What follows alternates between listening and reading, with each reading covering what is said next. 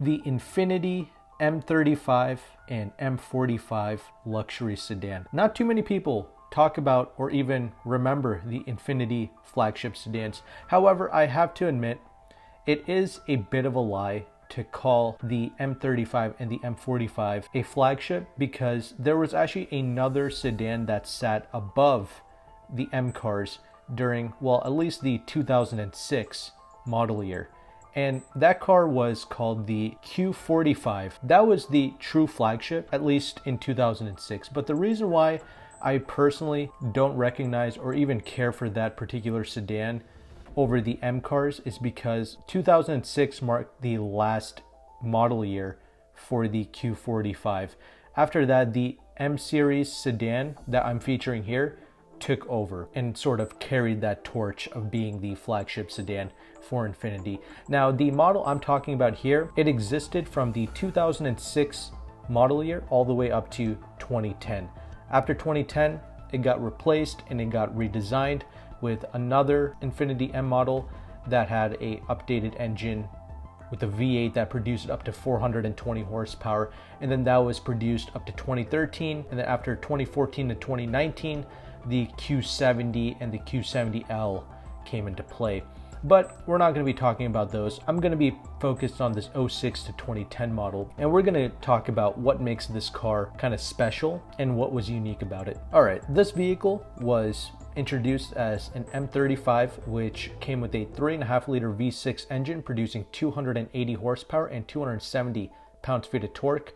You did have to use premium fuel in this car. There was the M45 with a 4.5-liter V8 engine producing 335 horsepower and 340 pounds-feet of torque, and that also utilized premium fuel 91 octane minimum. And within these models existed a luxury model that came with 18-inch wheels, and then there was also an S Sport model which came with 19-inch wheels. The M35 price started in the high $30,000 range, so almost 40 grand, and the M45, the V8 models, started in the high 40s or nearly $50,000. So quite a delta between the two. 0 to 60, according to cars.com, it was around a little under 7 seconds for the V6 M35, and the V8 model shaved off an extra second on that 0 to 60 time. So maybe like 5.8, 5.7 seconds to 60, something along those lines. This car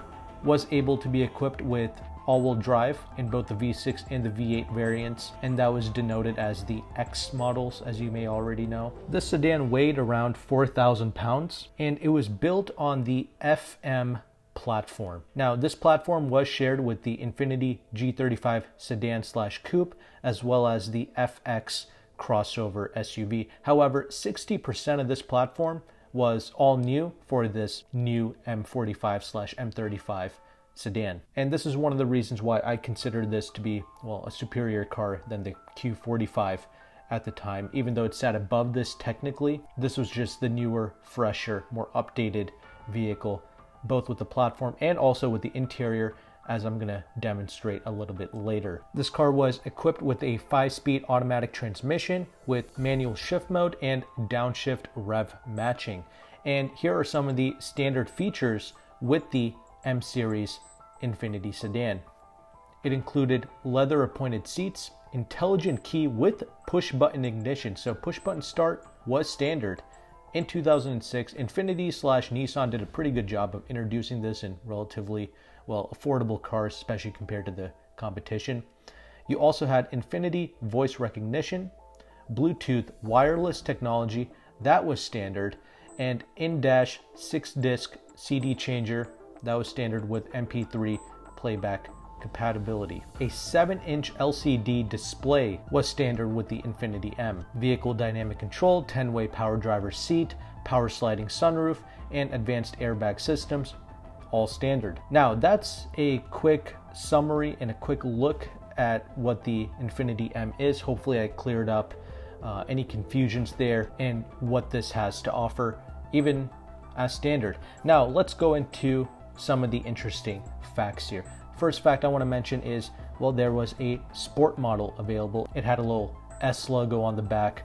And what did the sport model vehicles come with? Well, it came with a sport-tuned suspension, rear active steer, xenon headlamps, and adaptive front lighting system, climate-controlled front sport seats, and aluminum interior trim accents. I'll talk more about the different interior trims when I talk about the interior facts, but these are all the things that you got with a sport model of either the M35 or the M45. So let's talk a little bit more detail about the rear active steer. This car had rear wheel steering essentially, and that's pretty cool when the car is new. However, when you go to buy a car like this used with miles on it, it is annoying to deal with this out of warranty, since you do have to keep up with the alignment of this and also the added complexity of having a rear active steer system. But when a car is new, when you lease and dump a new car, it is nice, it is cool to have rear steer because it makes these large vehicles feel tiny to drive. It is very entertaining. I do like it, but just note, if you're buying something used without a warranty, it is a bit of an annoyance. But this rear steering system utilizes precise electronic motor-driven control. The system helps improve the M Sport's handling performance by adjusting the geometry of the rear suspension according to the steering input and the vehicle speed. So when you're out on the highway, when you're changing lanes, the rear wheels will kind of turn with the front wheels as well to improve the stability at higher speeds and when making lane changes. The system's electronic control unit calculates the desired vehicle dynamics from a series of sensors, including vehicle speed and steering angle, and directs the system actuator to change the rear geometry by moving both the rear suspension lower links or by changing the toe of the vehicle. And this results in better agility, more stability, and a nicer ride quality somehow. But anyway, if you didn't know, these cars, when equipped with the sport model, they would come with this rear wheel steer. The next fact I want to talk about is going to be with the interior space. During the beginning of this video, I rattled off some pretty impressive standard features with this car. There are some other very cool features that I want to discuss here. And first, I want to talk about the different trims that were available. If you got a more luxury model, you would get true genuine rose wood trim, or you can get real aluminum trim when you go with the sport model. So it's cool to know that you got genuine materials and not fake materials with this car. And like I mentioned, you had the leather appointed seats, which were climate controlled in the front, and you actually were able to get heated power reclining rear seats. Now that's a pretty baller feature and something that you would typically find in like a flagship luxury car. And this is why the Q45 at the time, I don't really care for it, because this is a car that is offering some flagship like features. And you also was able to get a advanced Bose Studio surround sound system with digital 5.1 channel and 14 speakers, including 2 personal speakers mounted in the shoulders of each front seat. Now, as cool as these features are, it was contingent on you ticking off some very expensive packages when you were speccing this car out when it was new. And it started out with the Journey package, which gave you an 8-speaker Bose audio system with the climate controlled front seats. You also got a HomeLink garage door opener with the Journey package, a rear view video monitor, the xenon swiveling headlights, and some audio video input jacks. Of course, if you got a sport model, you already got the xenon headlights and the climate control front seats anyway. So you get the rest of the features if you got the Journey package with the sport model. But you had to get the technology package to get the 14-speaker Bose audio system. Now, what's special about the 14-speaker Bose audio? Well, Mark Igo, who was the vice president of Infiniti at the time, said that the 14-speaker Bose audio system, I'm quoting here, this is what he said.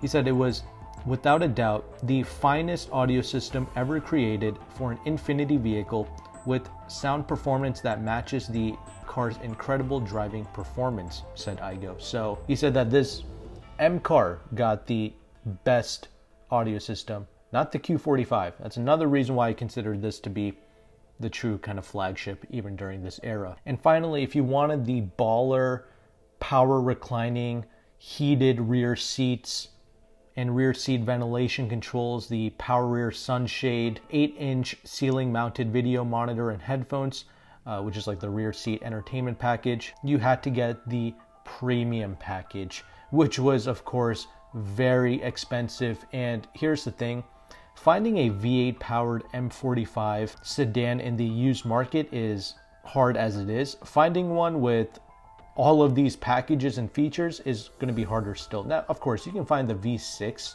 version of this car. It's going to be a lot more readily available, but yeah, if you want everything that I'm stating here, that's going to be damn near impossible to come across, unfortunately. So that's everything I want to discuss with the interior space. The next topic I want to discuss, something that you may or may not have known about, is going to be with the suspension. It had a proper double wishbone suspension in the front and a multi-link rear suspension, so proper suspension geometry, and it even had a hydraulic steering rack as well. Infiniti really was like the BMW of Japan at the time. I mean, during the late 80s, 90s, early 2000s, Lexus was making like these big plush type of cars. They were not really focused too much on performance. Acura made some excellent driving cars, but all of their cars were front-wheel drive except for the NSX. But Acura was good, but Infiniti was making like these proper, massive, rear-wheel drive, luxury sport type cars. So I thought that was pretty cool. And finally, I wanted to talk about a rather interesting safety feature. So the Infiniti M showcased the new lane departure warning system, LDW.